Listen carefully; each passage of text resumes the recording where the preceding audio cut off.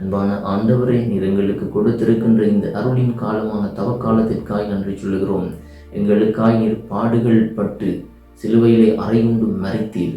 ஆண்டவரை, நாங்களும் உங்களுடைய துன்ப வேளைகளிலே துவண்டு போகாமல் உம்முடைய திருச்சிலுவையின் பாடுகளை நாங்களும் நினைவு கூர்ந்து, என்னுடைய வாழ்க்கையிலே நான் அனுபவிக்கின்ற பாடுகள் நீர்பட்ட பாடுகளை விட பெரியது அல்ல என்பதை உணர்ந்து சிலுவையின் பாதையிலே நடக்க ஆண்டவரை எங்கள் ஒவ்வொருவரையும் ஆசீர்வதித்தருளும். உலகிலே இடம்பெறுகின்ற யுத்தத்தையும் ஆண்டவரை ஒப்புக் கொடுக்கின்றோம்.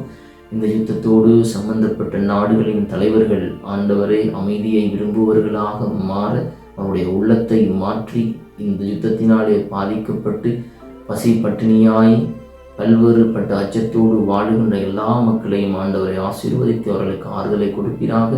உலக நாடுகளின் தலைவர்கள் மனம் மாறி அமைதியை விரும்புகின்ற தலைவர்களாய் என்றும் இருக்க அவர்களையும் ஆண்டவரை வழி நடத்தியருளும். எல்லாம் வல்ல இறைவன், தந்தை, மகன், தூய ஆவியானவர் ஒவ்வொருவரையும் நிறைவாய் ஆசீர்வதிப்பாராக.